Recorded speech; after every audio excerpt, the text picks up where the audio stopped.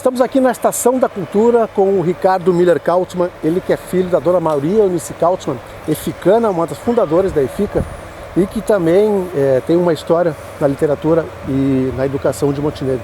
Nós vamos falar hoje sobre o livro que está sendo lançado, o livro da Maria Eunice Kautzmann, que conta a história dela do nascimento até o casamento. Ricardo, tudo bem? Tudo bem. Prazer estar contigo aqui. Prazer é meu. Ricardo, fala um pouquinho, qual a principal lembrança que tem da tua mãe? Que foi uma pessoa tão importante para Taquara e para Montenegro, né? Poxa, é difícil, né? Dizer a principal, porque são vários momentos marcantes. Se tu pudesse fazer um top 10, e qual seria o que tivesse lá na frente? Eu acho que a maneira que ela nos educou é que as lições de moral, de civilidade que ela nos deu é que foram os momentos mais marcantes, assim. Ela tinha uma educação bem rígida, né? Ela tinha uma educação rígida, mas baseada numa lógica, baseada na racionalidade. Então nada era feito sem uma explicação, uma racionalidade, né, sobre o porquê. Mas realmente a gente era convidado a não errar, a fazer as coisas direitinho. E a importância desse livro, né, que é a parte 1 que fala do nascimento até o casamento com o Aristeu. Lá em Taquara foi o casamento. Isso, exatamente. A mãe, ela nasceu em Taquara, então ela teve essa primeira fase da vida dela em Taquara, do nascimento até o casamento. E aí, com poucos anos de casada, ela veio morar em Montenegro. A primeira parte da vida dela, vamos dizer assim, é a poesia da vida dela.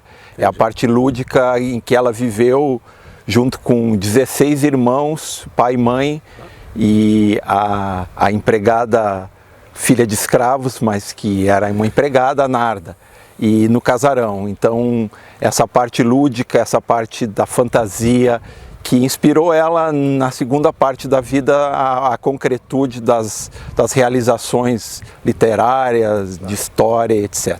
Bom, como a gente já falou, a dona Maria Eunice Kautzmann, ela foi uma das fundadoras da EFICA e também foi professora do Delfina.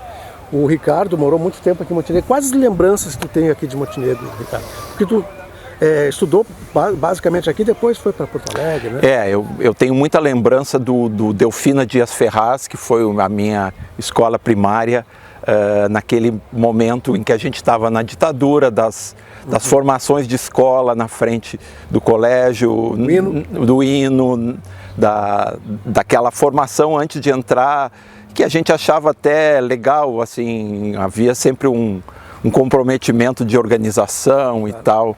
E, por outro lado, as investidas ao Morro São João, ao Morro da Formiga, que eu aventurava naqueles matos ali com meus amigos, inclusive o Adriano, a Toca da Onça e tudo. Nossa, aquilo ali é fantástico. Até hoje, o cheiro do capim gordura, quando eu sinto aquele cheiro, eu lembro de Montenegro, porque a gente navegava no capim gordura, né? E poucas cidades têm um morro tão centralizado, né? Sim, era uma coisa que a gente saía, às vezes, depois da escola e tal, e ainda tinha a pé, subia ali, então do lado era um parque de diversões aquele morro. Sabe que eu me lembro uma vez que a gente, eu e tu subimos o Morro São João, a gente comprou um salsichão e foi fazer lá na Toca da Onça, a verdadeira, não aquela de cima. Isso. E daí chegou a patrulha ambiental lá e acharam que nós éramos bandidos, alguma coisa assim, lembra? Sim, foi muito chocante. Os caras chegaram de cavalo. Eu estava assim parado num lugar e o Adriano meio longe, e aí eu vi um homem chegando assim,